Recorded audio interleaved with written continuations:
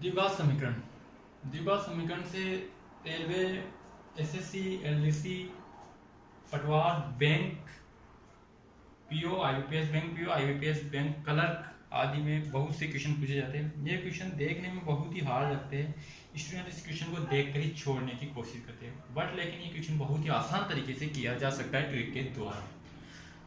Bank में इस प्रकार के क्वेश्चनों से 5 से लेकर के 7 क्वेश्चन पूछे जाते हैं, जो हर बैंक एग्जाम में लगभग पूछे ही जाते हैं।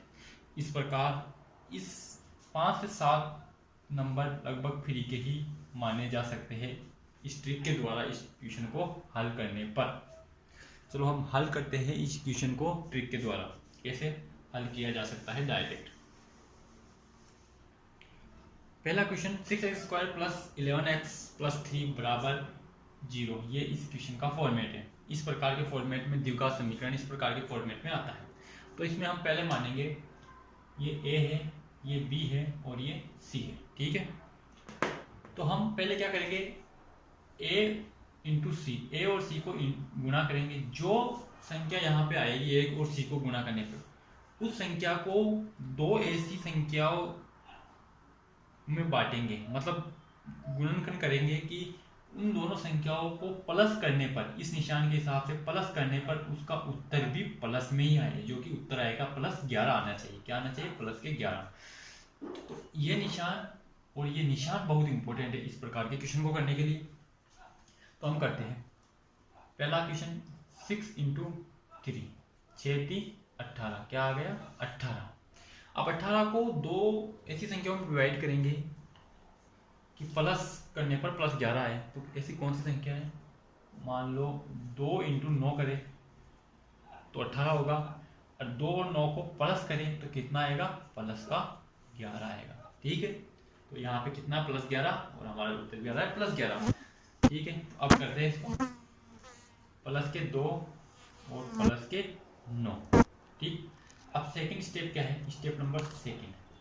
इसमें क्या करेंगे हम, ए वाली संख्या का इसमें एक माइनस करके इसे डिवाइड करेंगे, भाग देंगे। ए वाली संख्या को माइनस करके भाग देना है। तो क्या करेंगे? +2 +9 अपॉन -6 अपॉन -6। अब यहाँ पे आएगा जो x का मान होगा, इसको काटेंगे। 2 एकम 2, 2 3 6। तो पहला मान क्या आ गया? -1/3। दूसरा 3 2 6, 3 3 9। दूसरा मान -3/2। तो ये आ गया यहाँ पे x का मान। इसी प्रकार हम y का मान भी लिखा लेंगे। जो मान इनमें से बड़ा होगा या छोटा होगा वही उसका उत्तर होगा। उसी प्रकार ये बड़े छोटे, x को बड़ा या y को छोटा है, इस प्रकार से इसका उत्तर निकाला जाता है। तो y को इस प्रकार से हल करते हैं। तो y में भी ये वाली संख्या x होगी, ये वाली b होगी और ये वाली c होगी। ठीक है, a b और c। a × c को गुणा करेंगे तो 12 × 1 = 12 × 12। 12 को डिवाइड करेंगे दो ऐसी संख्याओं में कि माइनस करने पर, यहाँ पर माइनस का निशान है, उन दोनों संख्याओं को माइनस करने पर, मान लो 3 × 4। अब इन 3 × 4 को माइनस करने पर क्या प्राप्त हो हमें? -1। y है यहाँ पे, मतलब 1 है, तो यहाँ पे -1 प्राप्त होना चाहिए हमें। चलो करते हैं +3 और माइनस को -4। +3 से -4 जाएगा तो कितना बचेगा? -1 आएगा। तो ठीक है, आ गया। तो अब हम इसमें सेकंड स्टेप करते हैं। सेकंड स्टेप में क्या होगा? यहाँ पे -a होगा और यहाँ पे भी -a होगा। तो -1 का मान क्या है? +3 अपॉन -12, -4 अपॉन -12। तो हम इसको काटेंगे। 3 एकम 3, 3 चौक 12। तो y का मान आएगा -1/4। सेकंड y से y गया, 4 एकम 4, 4 3 12। तो यहाँ पे आएगा +1/3, क्योंकि y से माइनस कट गया, तो ये y का मान ये आ गया।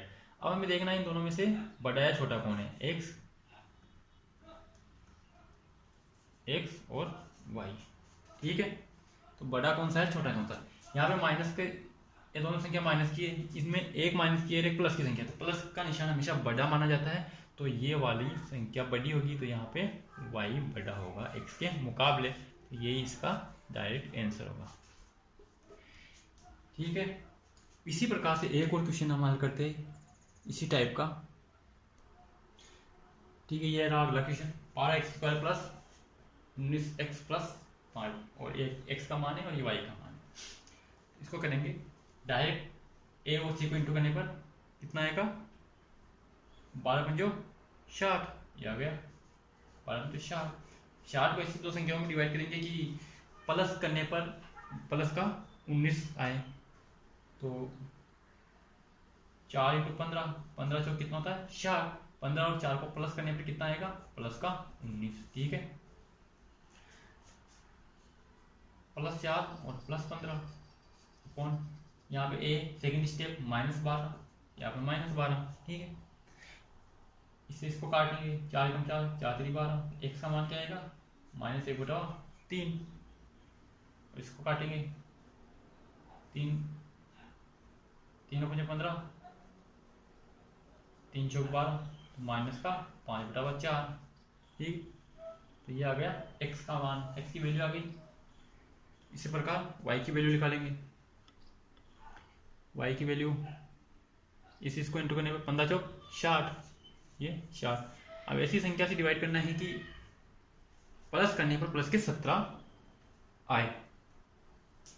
तो 17 4 × 12 सॉरी 5 × 12, 12 पंजो 60। तो इन दोनों को प्लस करने पर प्लस के 17 आएंगे। ठीक है, एक तरफ आ गया प्लस का 5 और एक तरफ आ गया प्लस का 12। अब नीचे सेकंड स्टेप -4, इधर भी -4, इसको ये कटेगा नहीं, तो ये आ जाएगा माइनस का y का मान -5/4 और ये होगा 4 × 3 12, तो -3।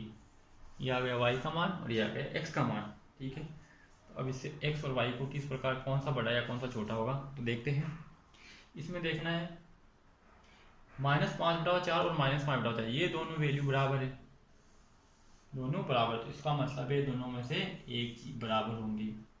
ठीक है, अब इस मान को देखते हैं और इस मान को देखते हैं, तो इन दोनों में कौन सा मान बड़ा है, कौन सा -3 छोटा होगा और प्लस माइनस का 1/3 बड़ा होगा, तो x की वैल्यू ज़्यादा होगी, तो x का मान बड़ा होगा। तो यही इसका आंसर आएगा। आंसर होगा x y के मुकाबले लगभग बराबर लगभग बड़ा है। ठीक है, अब इसमें क्या कर रहा है, x का मान थोड़ा सा डिफरेंट लग रहा है। यहाँ पे x² द्विघात समीकरण ही है और y का मान तो उसी फॉर्मेट में, x का मान थोड़ा अलग है। इसको इस प्रकार हल करेंगे, पहले x को एक तरफ कर लेंगे और संख्या को एक तरफ कर लेंगे। x² बराबर 1 to 5 अपॉन, ये इधर आएगा तो अपॉन में भाजक में हो जाएगा। ठीक है, तो इसको काटते हैं तो 25 बार कट गया। x² की वैल्यू क्या आ गई 25। अब इसको गुणनखंड करेंगे तो करेंगे वर्गमूल, x बराबर ±5, तो x की वैल्यू क्या हो गई प्लस का 5 और माइनस का 5, ये आ गई x की वैल्यू। राइट, y को इससे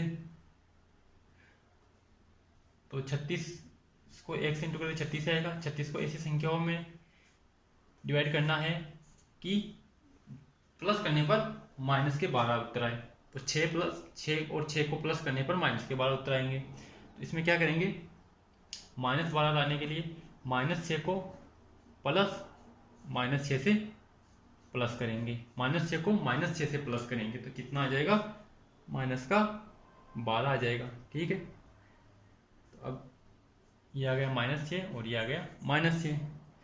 अब डिवाइड करेंगे, वही सेकंड स्टेप, -1 माइनस से माइनस गया और y का मान आ गया प्लस का 6 प्लस का 6।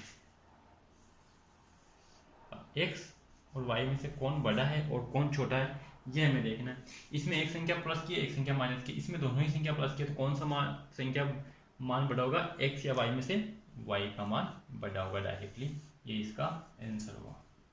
ठीक है, इस प्रकार के क्वेश्चनों को इस ट्रिक से आसानी से बिना पेन के भी हल किए जा सकते हैं, मन से भी।